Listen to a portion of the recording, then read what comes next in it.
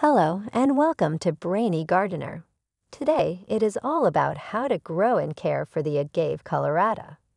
The agave colorata, also known as the Mescal Ceniza, is an evergreen succulent plant native to Mexico.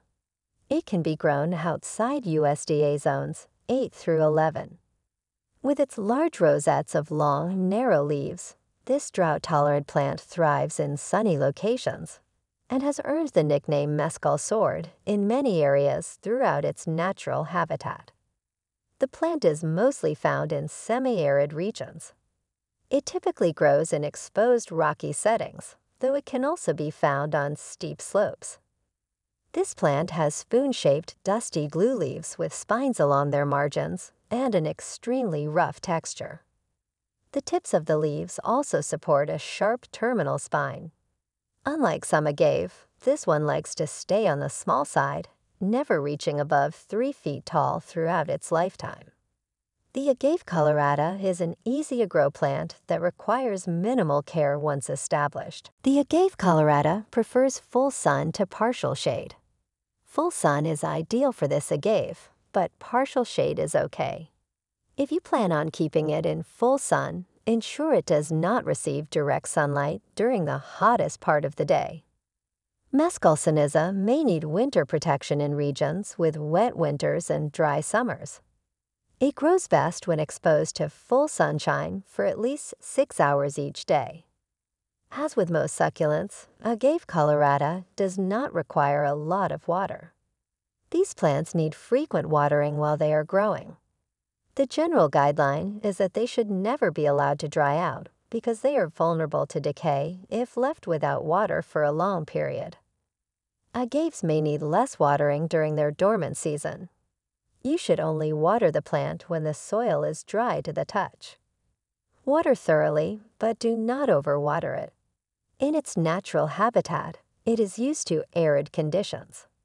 The plant will be damaged if it is overwatered or has inadequate drainage. The ideal temperature range for agave colorata is 55 to 75 degrees Fahrenheit. It can also tolerate temperatures around 40 degrees Fahrenheit and as high as 85 degrees Fahrenheit, but there may be some leaf damage if it gets too cold or too hot for long periods. Avoid frost and heat stress by keeping the plant out of very cold areas or in very warm regions, such as next to an air conditioning vent. The optimum humidity level is between 40 to 60%. They prefer low humidity to grow best and remain healthy because high humidity can lead to rot. Apply a balanced, slow-release fertilizer at planting and once more in the early spring. Make sure to select a potting mix made for succulents if you're growing your agave in a container. It's best not to fertilize agaves in winter because they won't grow at all during this time, and feeding your succulents will only have adverse side effects. Agave colorata can be propagated by offsets. The pups or offsets appear after the plant has finished blooming. The appearance of offsets is not always guaranteed. Remove the plantlets from the parent plant with a sharp knife. Allow the offsets to dry for a few days before planting them in a pot filled with good drainage soil. Water newly planted offsets regularly, but not too much, so they don't rot from overwatering. Once established, agave colorata will require less water than other succulents in your collection. To propagate by seeds, choose an area with high temperatures around 68 degrees Fahrenheit and indirect sunlight. Fill a pot with a well-draining potting mix. Plant the seeds and cover them. Place the pots in full sun, but keep them out of strong winds or direct sun for better germination rates. Once your seedlings are large enough to move, place them in larger pots or continue growing directly into their permanent location outdoors if desired. The agave colorata should be repotted in spring or summer. It is best to do so in spring after the plant has finished its growth cycle. Repot it after 2 to 3 years if you're keeping it in a small pot and every 5 years if you're growing it in a large one. Select an appropriate container with good drainage. You can use any plastic container with drainage holes in the bottom. These plants like sandy soil with plenty of drainage, so add several inches of coarse sand at the bottom of your pot before adding regular potting soil on top of that. Select the best spot.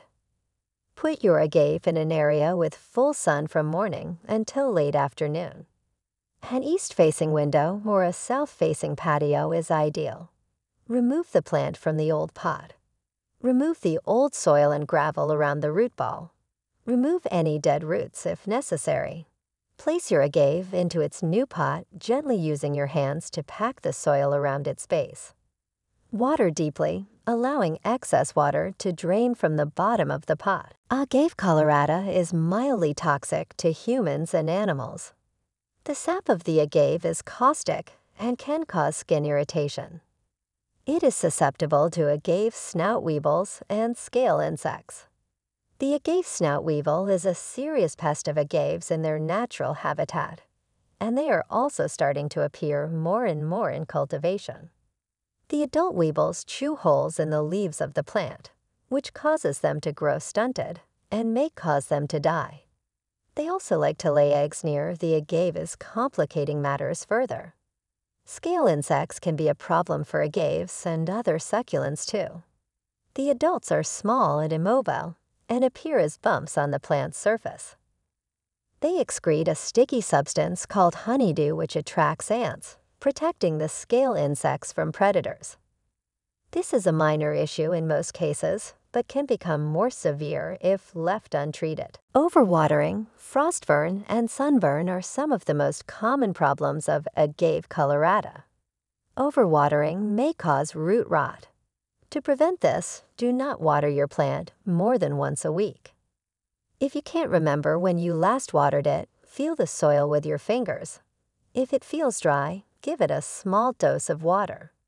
Frostburn occurs when temperatures dip below freezing for an extended period. It's characterized by white spots on the leaf tips and margins that can spread throughout the entire leaf surface. In severe cases, frost damage will kill off portions of leaves completely, or even kill your entire plant. Sunburn occurs when the sunlight becomes too harsh and hits the agave colorata foliage over time. Move your agave away from direct sunlight if this happens.